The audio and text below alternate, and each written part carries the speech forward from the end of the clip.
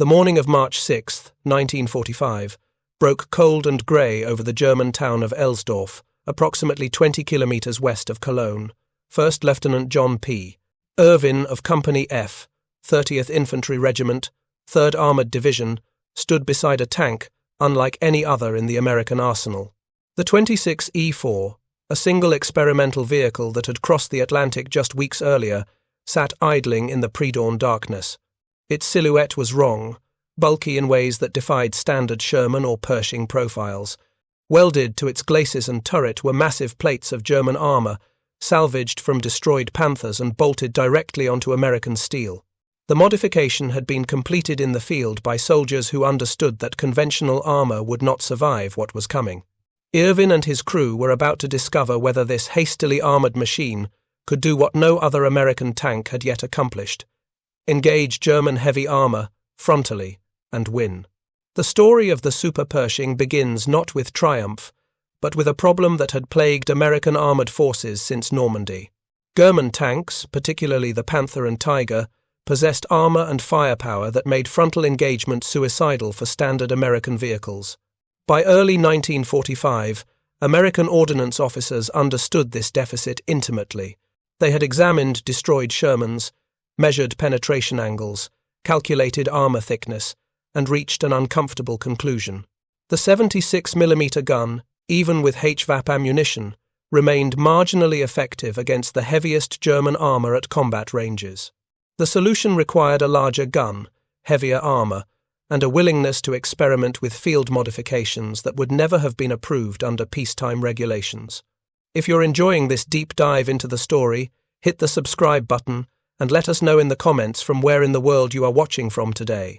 26E4 Pershing, introduced to combat in February 1945, represented America's answer to German heavy tanks. Mounting a 90mm M-Tri gun in a turret protected by 102mm of frontal armour, the Pershing finally gave American crews a vehicle that could engage Panthers on roughly equal terms. But even the standard Pershing struggled against the frontal armour of Tiger. Two tanks, whose 150mm thick glacis plate, sloped at 50 degrees, created effective protection, approaching 230mm. American ordnance recognized that the 90mm M-Tri gun, firing standard 2 armor-piercing rounds, could not reliably penetrate Tiger II armor at combat ranges. Intelligence reports from Europe indicated that Germany was deploying Tiger IIs in increasing numbers, positioning them as mobile pillboxes in defensive lines protecting approaches to the Rhine. If American forces encountered concentrated Tiger II deployments, even Pershings would be vulnerable. The solution emerged from the Frankfurt Arsenal in Philadelphia, where ordnance engineers had been developing a long-barreled variant of the 90mm gun. The T-15E1 gun featured a barrel 73 calibers long, compared to 50 calibers for the standard MTHE. This increased length allowed for larger propellant charges and significantly higher muzzle velocities. Firing the new 30 hypersonic armor-piercing round, the T-15 gun achieved a muzzle velocity of 1,035 meters per second, compared to 853 meters per second for the standard 90mm. This velocity increase translated directly into penetrating power.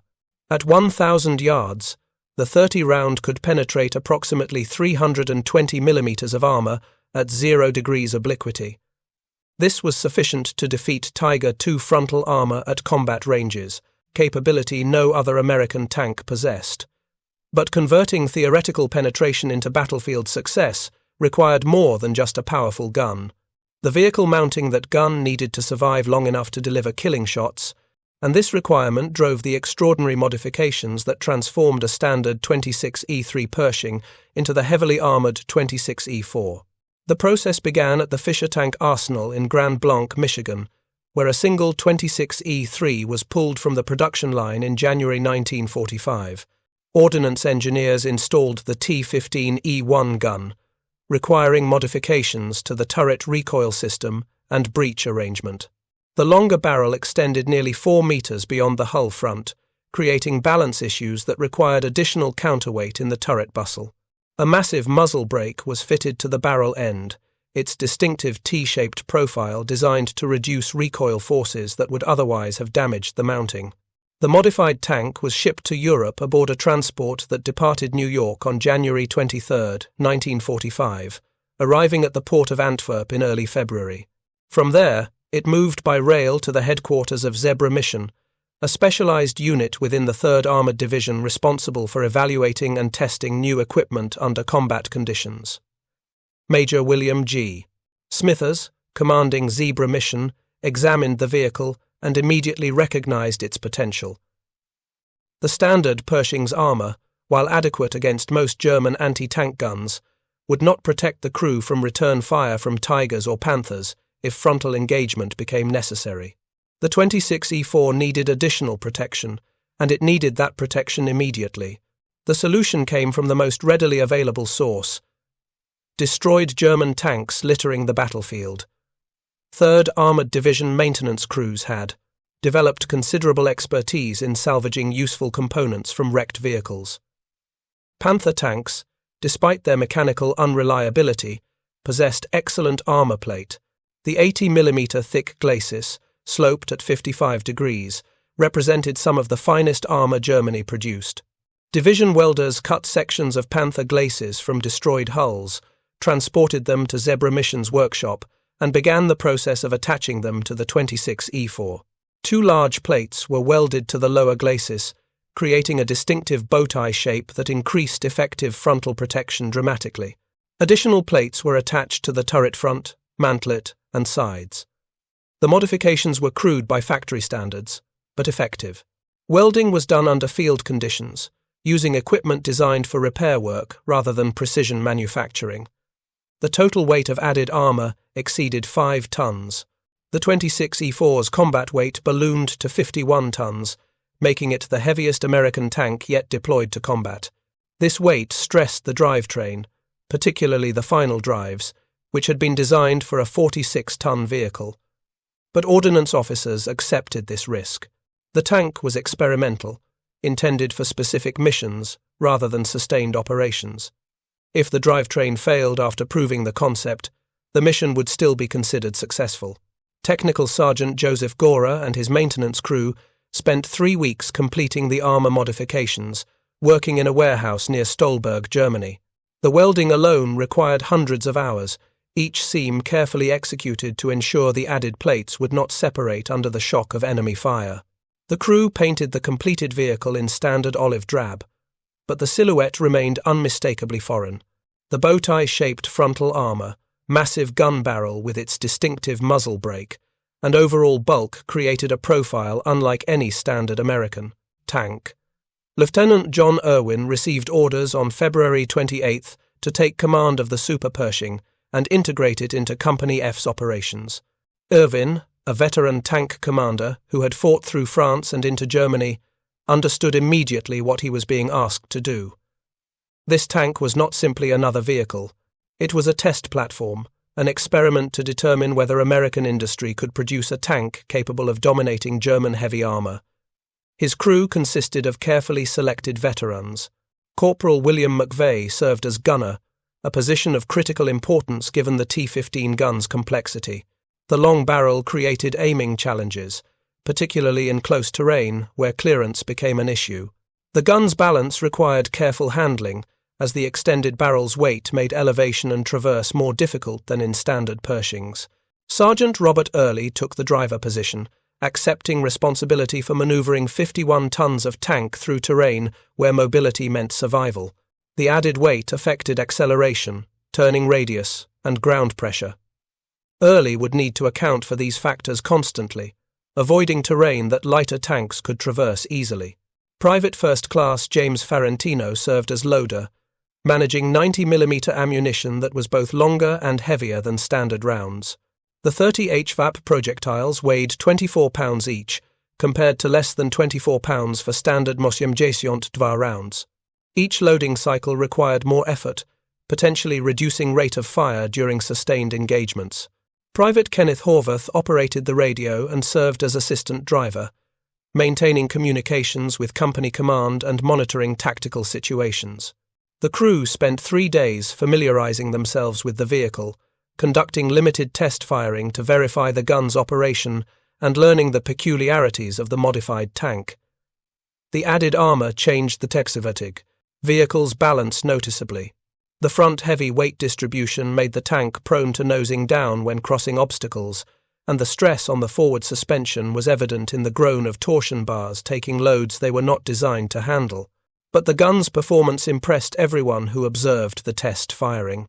At 1,000 meters, 30 rounds punched through captured German armor plate that would have stopped standard 90mm rounds completely.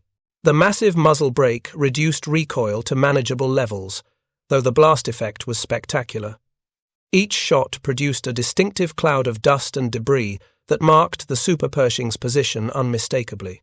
By early March 1945, 3rd Armoured Division was pushing toward Cologne, Germany's 4th largest city, and a critical objective in the Allied drive to the Rhine. German forces had established defensive positions throughout the region, anchored on towns and villages converted into strongpoints. Intelligence reports indicated the presence of heavy armor in the area, including Panthers, Tiger Is, and possibly Tiger IIs. American commanders anticipated fierce resistance as German forces fought to delay the Allied advance toward the heart of the Reich. Company F received orders to support an attack on Elsdorf, a town of approximately 3,000 inhabitants located along key road networks. German forces had fortified the town with anti-tank guns, infantry strongpoints, and at least one heavy tank confirmed by reconnaissance. The American plan called for infantry to clear the outskirts, while armor provided direct fire support and engaged any German vehicles encountered. Irwin positioned the Super Pershing in a hull-down position on the town's western outskirts as dawn broke on March 6th. The massive gun barrel, extending far ahead of the hull, gave his gunner extended reach into the town's center. McVeigh scanned the morning murk through his optics, searching for targets in the half-light. Visibility was perhaps 400 meters, limited by morning mist and smoke from artillery preparation fires. At approximately 7:30 in the morning, movement caught McVeigh's attention. A German tank, its low silhouette unmistakable even in poor visibility, emerged from behind a building roughly 600 meters distant. The profile was wrong for a Panther. Too low, too angular. The distinctive overlapping road wheels and flat frontal plate identified it conclusively. Tiger II. The same tank that had terrorized Allied armor since its introduction the previous year. The tank whose frontal armor was effectively impervious to any American tank gun currently deployed, except one. McVeigh centered his reticle on the Tiger II's glacis plate, the most heavily armored portion of the vehicle. Standard American doctrine called for aiming at weaker points, the turret side, hull side, or engine deck. But the Super Pershing had been built to do what no other American tank could. It had been designed specifically for this moment. McVeigh called his aim, Irwin confirmed the target, and at 7:32 in the morning, the T-15 gun fired its first shot in combat.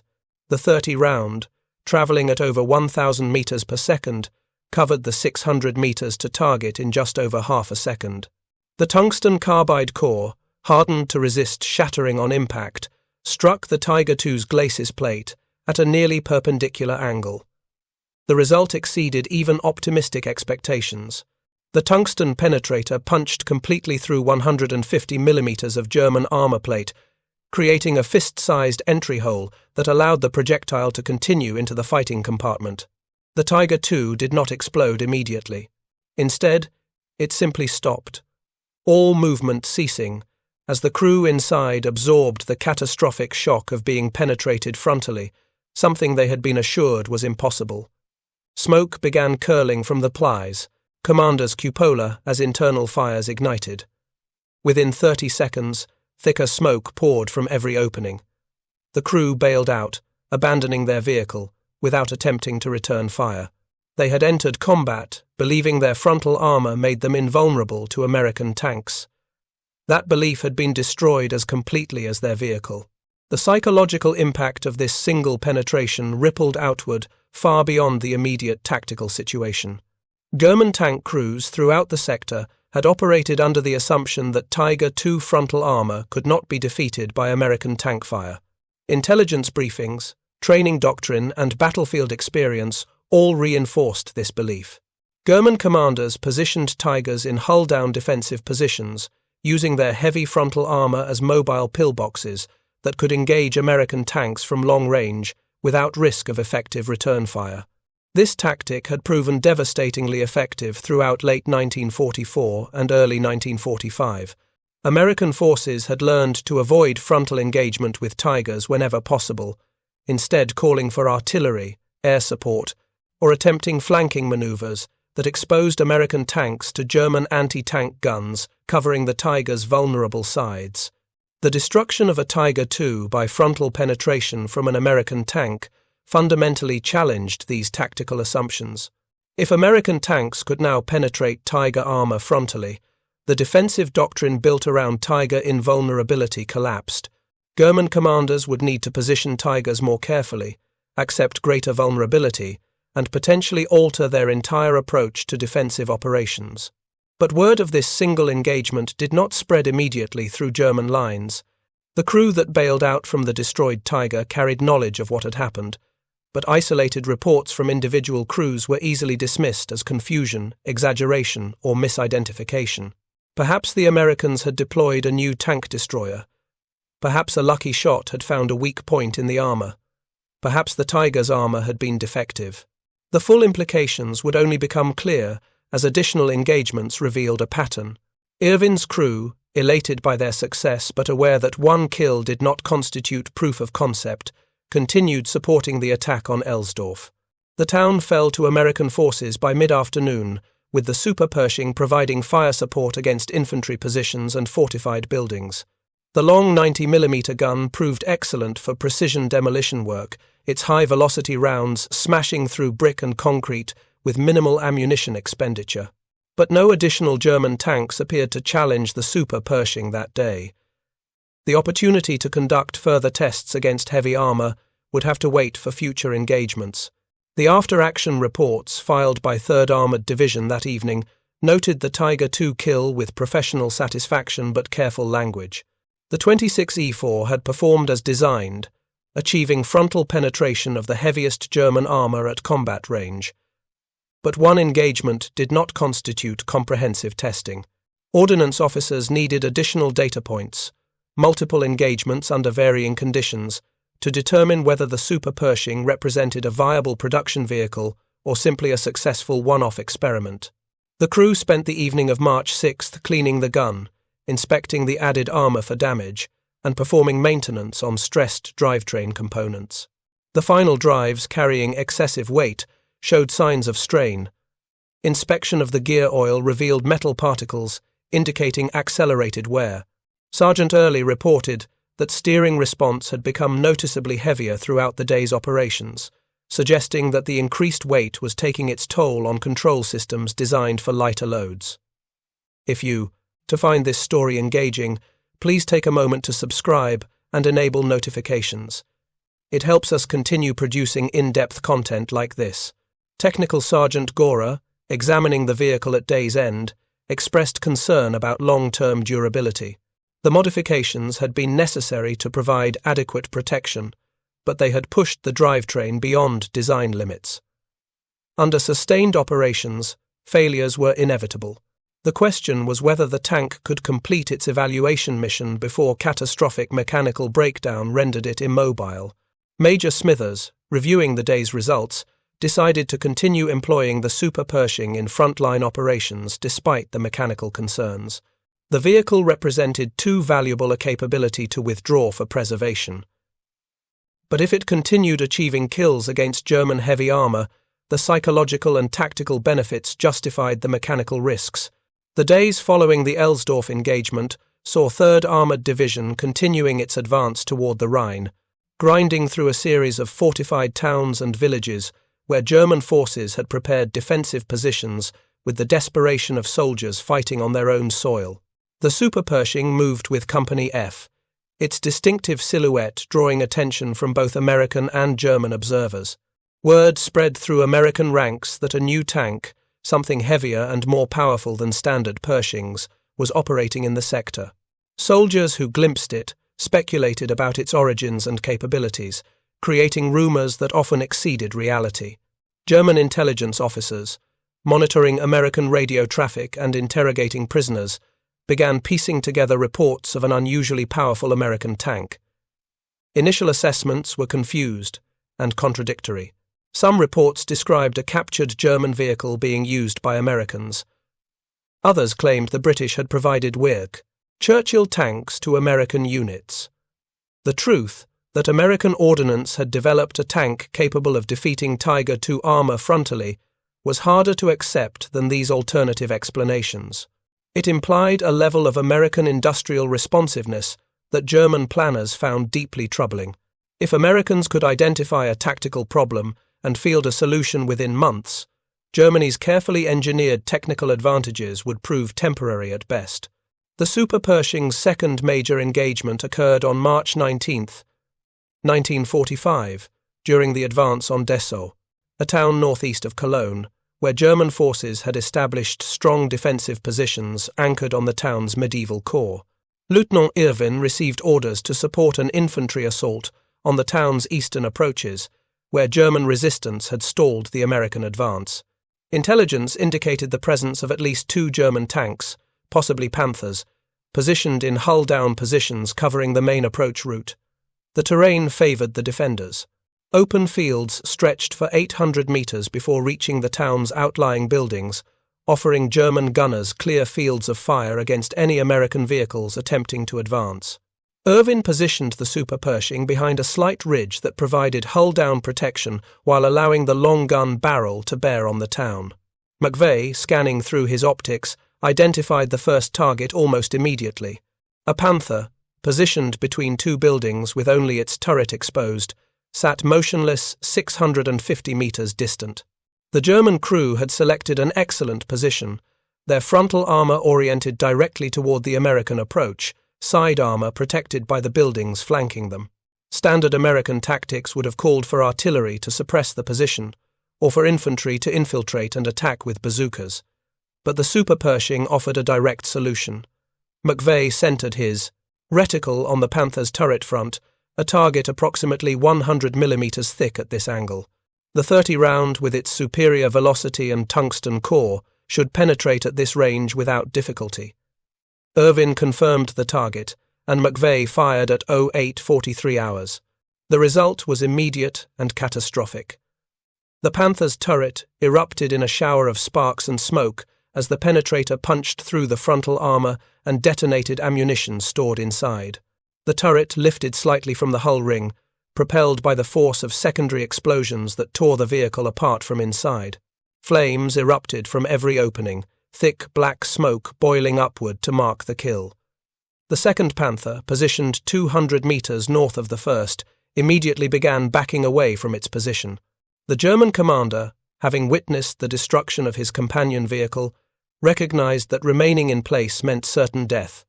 But the narrow street limiting his maneuver options worked against him. The Panther could only reverse directly backward, unable to turn without exposing its vulnerable side armor. McVeigh tracked the retreating tank through his sight, waiting for a clear shot as the Panther moved between buildings. At approximately 720 meters range, the Panther paused momentarily, perhaps while the driver shifted gears or prepared to pivot into a side street. That hesitation proved fatal. McVeigh fired again, the 30 round crossing the increased distance in less than a second. The shot struck the Panther's glacis plate slightly left of center, punching through the sloped armor that had proven so effective against standard American guns. This Panther did not explode immediately. Instead, it lurched forward as the driver, likely wounded or killed by the penetration, lost control. The tank rolled perhaps 10 meters before striking a building wall and coming to rest, smoke pouring from the engine deck as internal fires consumed the vehicle. 2 kills in less than 90 seconds, both achieved through frontal penetration at ranges exceeding 600 meters. The performance validated every expectation ordnance officers had held for the T-15 gun and 30 ammunition combination. But more significantly, these kills demonstrated that the Super Pershing could dominate typical combat engagement scenarios, destroying German armor before return fire became a factor. The German crews, operating from prepared positions with clear fields of fire, had possessed every tactical advantage except one. They lacked a gun capable of penetrating the Super Pershing's heavy frontal armor at these ranges, while the Super Pershing's gun could penetrate their armor reliably. The infantry assault, supported by the Super Pershing's overwhelming firepower, pushed into Dessau against collapsing resistance. German defenders, having watched 2 tanks destroyed within minutes, lost the confidence that came from knowing heavy armor protected their positions. Morale deteriorated rapidly when soldiers realized that even their best tanks could not survive against this new American vehicle. By mid-afternoon, Dessau had fallen, with German forces withdrawing eastward in increasing disorder. The Super Pershing had fired a total of 11 main gun rounds throughout the day, achieving 2 confirmed tank kills and destroying multiple fortified positions. The gun's accuracy at extended ranges proved exceptional, far exceeding the capabilities of standard 76mm or even 90mm guns. But the mechanical price of operating a 51-ton tank on drivetrain components designed for 46 tons continued accumulating. Sergeant Early reported that steering had become increasingly difficult as the day progressed, requiring significantly more effort to execute turns. Post-engagement inspection revealed that the left final drive was running hot, its gear oil darkened by metal, particles indicating advanced wear. Technical Sergeant Gora, examining the final drive, estimated it would fail completely within perhaps 200 kilometers of additional operation. The right final drive showed similar but less advanced wear patterns. The transmission, while still functional, was beginning to show signs of strain, with second gear becoming difficult to engage cleanly. Major Smithers faced a decision. He could withdraw the Super Pershing from combat operations, preserving it for display and detailed technical evaluation, or he could continue operations, accepting that mechanical failure was likely imminent, but gathering additional combat data while the vehicle remained functional. The decision required balancing the scientific value of preserving the experimental tank against the tactical value of keeping an extremely effective weapon in action during critical operations. Smithers chose to continue operations. The Super Pershing had proven its concept. If it suffered mechanical failure now, the mission could still be considered successful. But if additional engagements provided further confirmation of its capabilities, particularly against Tiger variants, the data would prove invaluable for production planning. The Rhine River, Germany's greatest natural defensive barrier, lay ahead of the 3rd Armored Division's advance. American forces were converging on the river from multiple directions, seeking crossing points that would allow the final push into Germany's industrial heartland. German High Command understood that losing the Rhine meant losing the war. Every available unit, every functioning tank, every soldier capable of holding a weapon was being rushed to defensive positions along the river. 3rd Armored Division intelligence estimated that German forces in the sector included at least 1 Tiger battalion, possibly more, positioned to contest any American crossing attempt. On March 22, 1945, reconnaissance elements reported a concentration of German armor near Siegburg, a town on the Rhine's eastern bank. The Germans appeared to be assembling a counterattack force, possibly intended to strike American units as they attempted river crossings. 3rd Armored Division Command decided to preempt this counterattack by launching an armored thrust toward Siegburg, disrupting German assembly areas before the counterattack could be launched. Company F received orders to participate in this attack, with the Super Pershing designated as the lead tank for the company's main effort. Lieutenant Irwin received his briefing on the evening of March 21st. The mission was straightforward but dangerous. Company F would advance along the main highway toward Siegburg, engaging any German forces encountered while disrupting enemy preparations. Intelligence could not provide precise information about German strength or dispositions. Aerial reconnaissance had been limited by poor weather, and German forces had proven adept at camouflaging their positions. The company would be advancing into potentially heavy resistance with limited knowledge of what awaited them.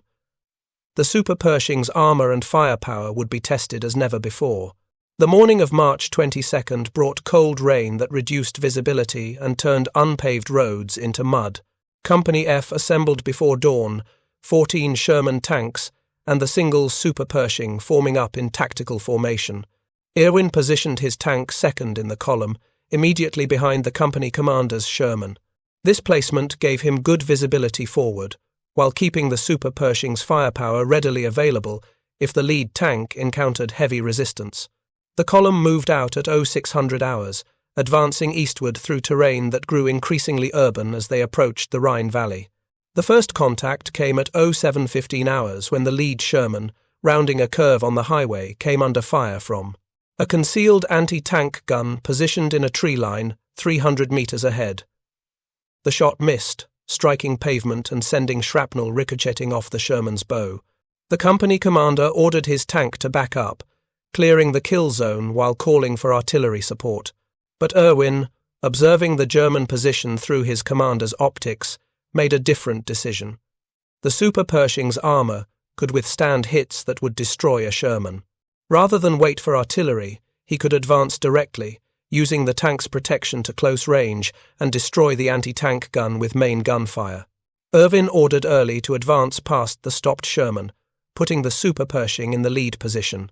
The massive tank accelerated ponderously, its weight and strained drivetrain limiting speed to perhaps 20 kilometers per hour. The German gun crew, observing the advancing tank, fired again. This time their aim was true.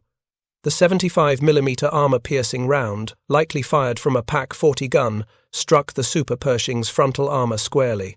The impact rang through the crew compartment like a hammer striking an anvil, but the added Panther armor plate held. The round penetrated the original glacis, but was stopped by the welded-on German plate behind it. The layered armor configuration, crude as it was, had functioned exactly as intended. McVeigh, recovering from the shock of impact, acquired the German gun position and fired. The 90mm high-explosive round detonated directly on target, destroying the Pak-40 and killing its crew. The Super Pershing continued advancing, smoke trailing from the impact point on its bow but otherwise undamaged. The crew had just experienced what German heavy tank crews had known throughout the war: the psychological security that came from operating behind armor thick enough to stop enemy fire. For American tankers, accustomed to operating Shermans whose armor could be penetrated by virtually any German anti-tank weapon, this was a revelation. They could advance directly into fire, trusting their armor to protect them, and destroy threats without complex maneuvering. The column continued eastward, encountering increasing resistance as they approached areas where German forces had established defensive positions. Small arms fire clattered against armor plate. Panzerfaust teams attempted ambushes from buildings, their shaped charge warheads capable of destroying any tank if they achieved hits on vulnerable points. American infantry, riding on the tanks or advancing alongside them, engaged these threats while the armor pushed forward. By 0900 hours, Company F had penetrated approximately 8 kilometers beyond the line of departure, but the advance was slowing as resistance stiffened. At 0923 hours, the Super Pershing rounded a bend in the highway and emerged into a large clearing where the road crossed open farmland.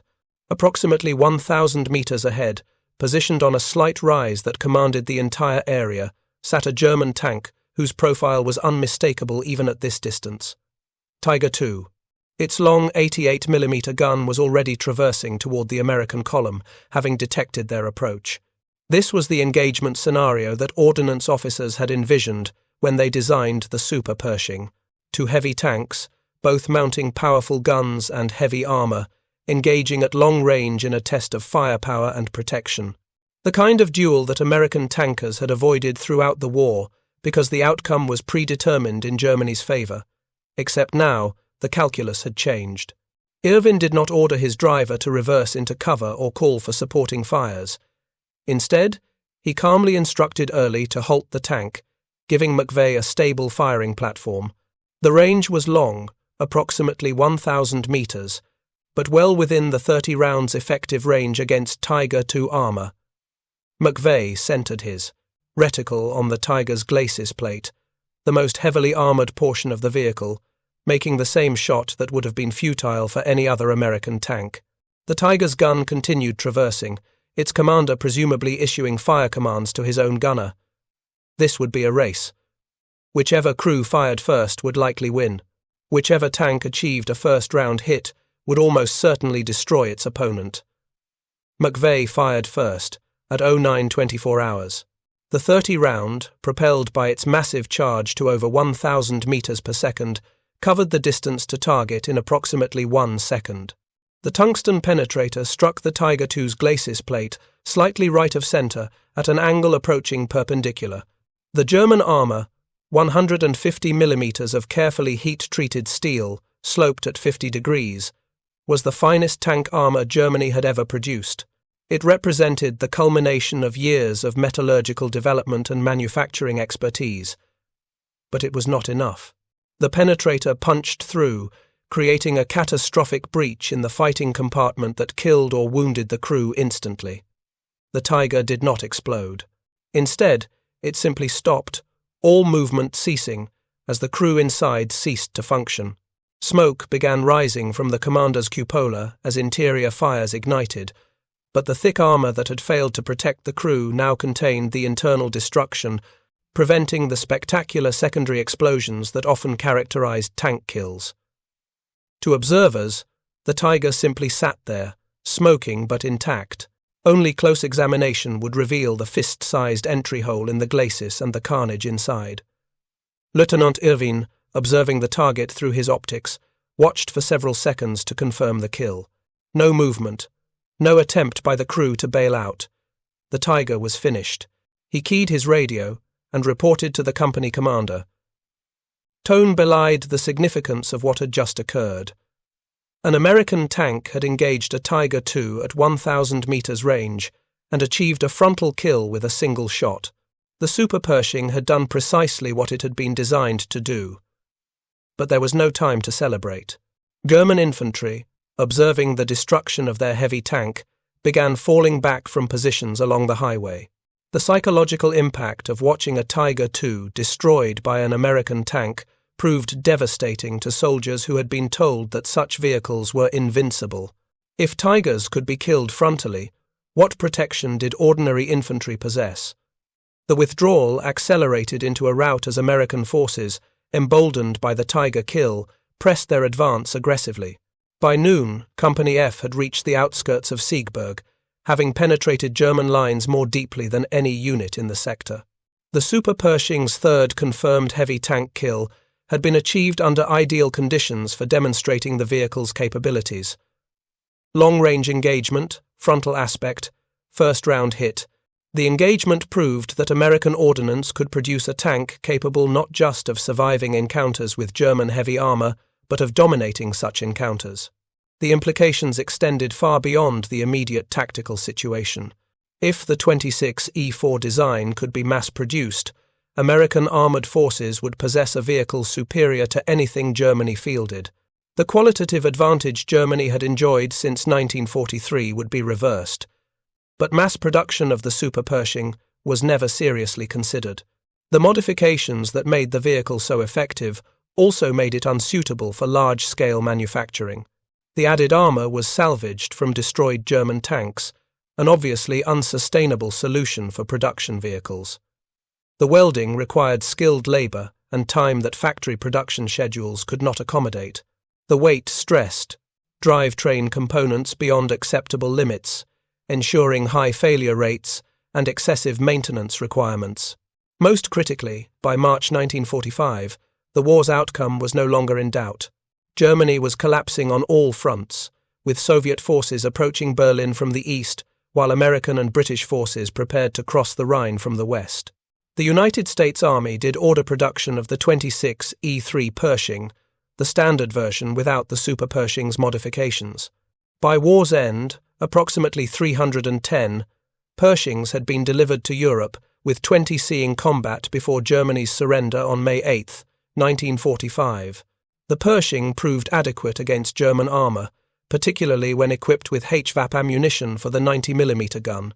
While not as dramatically superior as the Super Pershing, the production Pershing could engage Panthers and Tigers with reasonable confidence, a significant improvement over Sherman capabilities. The Super Pershing itself continued operations through late March and early April, accumulating additional kills and providing direct fire support during the Rhine crossing operations. By early April, the final drives were failing rapidly, with both units requiring complete rebuilds that field maintenance could not provide. On April 8, 1945, the left final drive failed completely during routine movement, stripping gears and leaving the tank immobile. Technical Sergeant Gora examined the damage and concluded that depot-level maintenance would be required for repairs, a process that would take weeks with uncertain parts availability. Major Smithers made the decision to withdraw the Super Pershing from combat operations. The vehicle had proven its concept thoroughly, achieving 4 confirmed heavy tank kills through frontal penetration at combat ranges. Additional testing was unnecessary. The tank was transported to a rear area depot where it would eventually be shipped back to the United States for detailed technical evaluation and preservation. Lieutenant Irwin and his crew returned to operations in standard Pershing tanks, carrying with them the knowledge that they had crewed the most powerful American tank of World War II. The German perspective on the Super Pershing, gathered from post-war interrogations and captured documents, revealed confusion and concern about American armored developments. German tank crews who encountered the vehicle reported it as a new type, heavier and more powerful than standard American tanks. Intelligence officers struggled to determine whether the Super Pershing represented a production vehicle or an experimental prototype. If Americans were deploying such vehicles in numbers, German defensive doctrine would require fundamental revision. The assumption that Tiger armor provided security against American tank fire would be invalid. In reality, German concerns about mass deployment were unfounded. Only one Super Pershing saw combat, and its operational life was measured in weeks rather than months. But German inability to determine this reflected the broader collapse of German intelligence capabilities by spring 1945. Communications were disrupted, units were isolated, and systematic collection of battlefield intelligence had broken down. German commanders operated with incomplete and often incorrect information about American capabilities, contributing to the disintegration of organized resistance. The broader strategic context of the Super Pershing's deployment deserves examination. By March 1945, Germany's military situation was hopeless. The Ardennes offensive had failed catastrophically, consuming Germany's last mobile reserves without achieving any strategic objectives. Soviet forces, having shattered German lines in Poland and East Prussia, were advancing rapidly toward Berlin. Allied strategic bombing had devastated German industry, with fuel production particularly affected. German tank units often possessed vehicles, but lacked fuel to operate them, leading to mass abandonments as retreating forces left immobilized armor behind. In this context, the Super Pershing's technical superiority was almost unnecessary. Germany's ability to resist was collapsing under the weight of overwhelming Allied material superiority and the exhaustion of German manpower and industrial resources. Whether American tanks could defeat Tigers frontally mattered less than the fact that Americans deployed hundreds of tanks against dozens of German vehicles, supported by complete air superiority, unlimited artillery ammunition, and logistics that functioned flawlessly while German supply systems disintegrated. Yet the Super Pershing's significance transcended immediate tactical impact. The vehicle demonstrated American industrial responsiveness and willingness to experiment with field modifications when standard equipment proved inadequate. The speed with which the ordnance identified a problem, developed a solution, and deployed it to combat illustrated American advantages in innovation and production that Germany could not match. German industry, by contrast, remained locked into production of existing designs even when tactical situations demanded innovation. The Panther and Tiger designs, essentially unchanged from 1943 through the war's end, reflected industrial rigidity and resource constraints that prevented rapid development of new vehicles. The post-war fate of the Super Pershing reflected changing American priorities as the war in Europe ended and attention shifted to the Pacific theater. The vehicle was shipped to Aberdeen Proving Ground in Maryland, where it underwent detailed technical evaluation. Ordnance engineers documented every modification, measured armor thickness and angles, tested the gun's accuracy and penetration, and compiled comprehensive data on drivetrain wear and component failures. The final report, completed in late 1945, concluded that while the Super Pershing concept was sound, the execution was unsuitable for production. The report recommended development of a purpose-built heavy tank incorporating lessons learned from the 26E4 experience. This recommendation eventually led to development of the M26 Pershing's successors, including the M46 and M47 Patton series, which incorporated heavier armor and more powerful guns while maintaining mechanical reliability. The evolution of American tank design from the Sherman through the Pershing to the post-war Patton series reflected continuous learning and improvement, with each generation incorporating lessons from combat experience and technical evaluation. The Super Pershing itself was eventually displayed at the Patton Museum of Cavalry and Armor at Fort Knox, Kentucky, where it remained for decades as a testament to American ingenuity and the willingness of soldiers and engineers to improvise solutions under combat conditions. The crude welding of salvaged German armor to an American tank body, clearly visible in close examination, told the story of field modifications done under urgent necessity. The massive gun barrel with its distinctive muzzle brake, extending far beyond what seemed reasonable proportions, demonstrated the lengths to which American ordnance went to achieve firepower superiority. Veterans who served in 3rd Armored Division during the war's final months remembered the Super Pershing with a mixture of pride and bemusement. Pride, because it represented American technical achievement and combat effectiveness. Bemusement, because its appearance was so clearly jury-rigged, so obviously improvised, that it seemed unlikely to function as effectively as it did.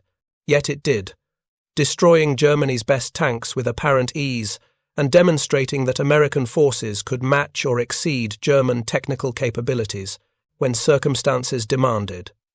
The psychological impact on German tank crews who encountered the Super Pershing or heard reports of its capabilities deserves final consideration.